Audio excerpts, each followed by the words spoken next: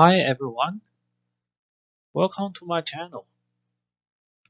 As you may know, on February the 21st, Statistics Canada released the CPI figures for January 2023. Today, let's review how the inflation has developed so far and where it is going, specifically for British Columbia in Canada. First, let's take a look at some basic inflation concepts. We have heard lots of discussions and news about inflation in the past 2 years. So what is inflation? It is a measure of price level increase. Inflation is a reflection of price level increase magnitude for all goods and services over a certain period, usually for a year. There are many reasons for inflation. For example, at the end of the year, employees can negotiate with employers about salary increase. The increased labor cost will generally push up overall production expense, which then lead to a higher price. On the other note, rising material costs could also lead to higher input costs and price. Of course, there are many other factors that could contribute to inflation. I believe everyone is familiar with inflation since 2021. The current high inflation is a result of many factors. The COVID-19 pandemic has caused huge interruptions for global supply chains. Given the limited supply, it is quite natural that price of goods would increase. Also, the pandemic has caused phenomenal labor shortage on labor market. As a result, employers have to pay higher salary to hire employees for production and services. In addition, geopolitical issue since February last year has also enhanced the inflation level across the globe. Last week, on February 21st, Statistics Canada released CPI figures for January 2023. Since I live in British Columbia, Canada, let's take a closer look at the inflation level in BC. As we can see here, the inflation level for all items before January 2020 was in a reasonable level around 2%. Lockdowns due to the pandemic has significantly affected the market, and the price level sharply declined in the first quarter of 2020 because of limited economic activities. Since starting of 2021, CPI levels started to increase dramatically. It reached 3% level in 2021 and generally moved forward to even a higher level afterwards. The CPI in March 2020 reached the 6% mark in BC and continued to climb up to a peak level of 8.1% by the middle of 2022. It started to decrease along with rate hikes by Bank of Canada, which we will see later. As of January 2023, the inflation level in BC has decreased to 6.2%. Now that we have seen the CPI level for all items, let's take a close look at CPI development with different components. The blue line here is all items CPI that we have seen in the previous slide.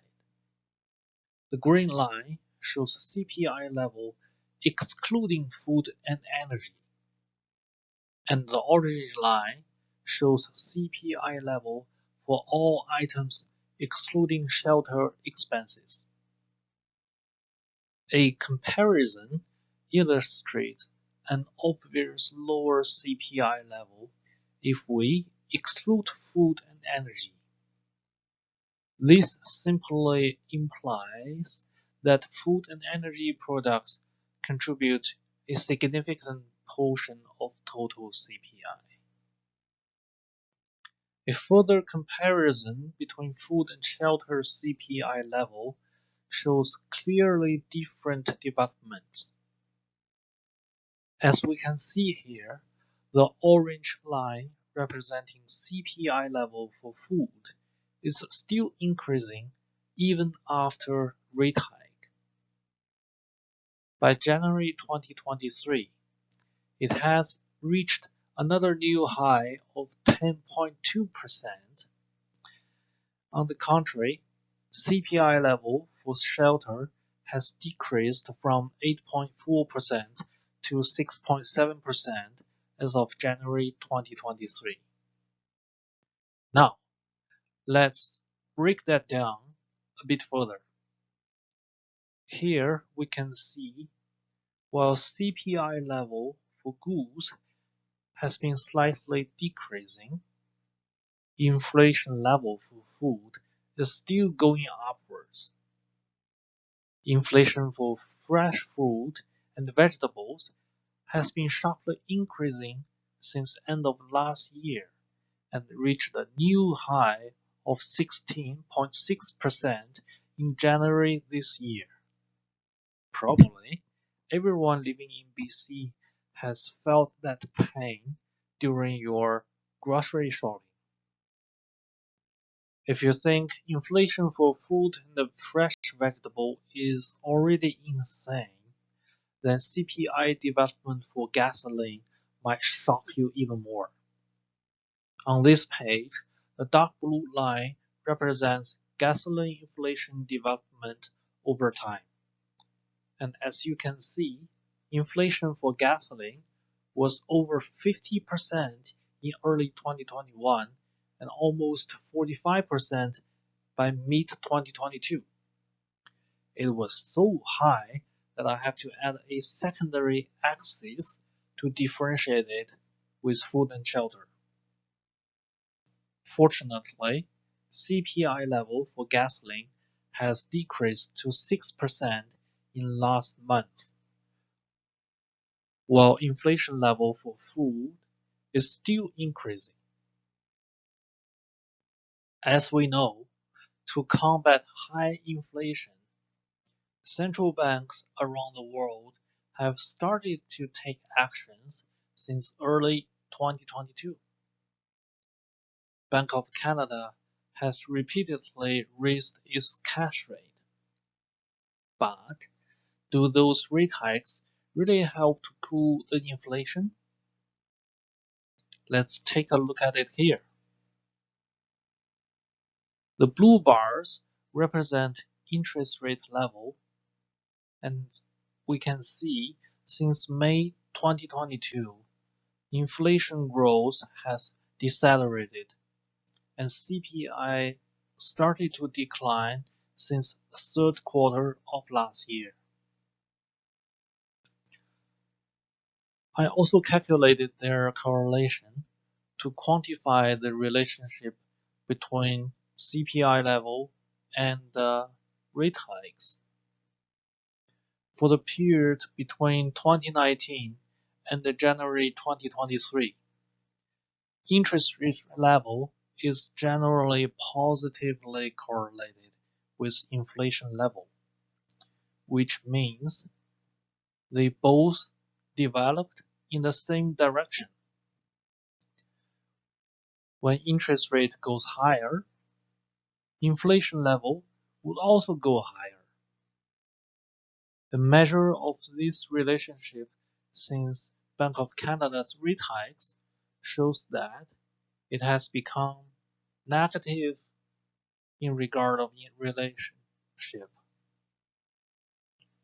That implies when interest rate goes higher, CPI level goes down, even though the magnitude is only by minus 7.6%. It is still a good sign.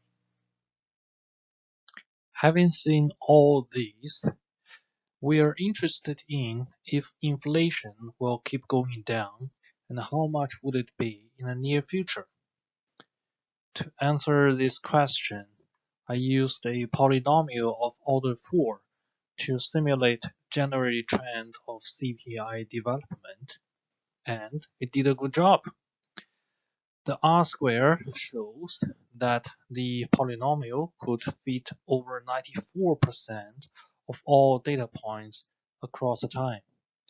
Here, the red dotted line shows the polynomial simulation, and I did a bit further forecasting to show the possible trajectory of inflation level in the next few months. So that means if everything goes as it is now, it is very likely that the inflation level in BC will continue to decline to 3% level by the mid 2023. However, it's always hard and difficult to predict the future. So the forecasting is actually based on assumptions that there will be no other changes in economic condition. To summarize, we have seen that inflation has soared in the past 2 years, but fortunately, it seems like the CPI level and inflation has already passed its peak level, and all items CPI in BC is declining. And secondly, food and energy used to be both factors which contributed to the high inflation. However, along the time, inflation for energy product has declined while the inflation for food and vegetables is still rising. So possibly it will potentially continue to contribute to a little bit higher CPI level in the short term. And for the forecasting, we have seen that after rate hikes, the inflation rate really went down or has gone down, and it will continue to do so if everything stays unchanged, and very likely we'll have a CPI level around 3% by the mid of 2023. I hope you enjoyed this video. If you like it, please click thumb up and feel free to share it. Thanks very much for watching, and see you next time.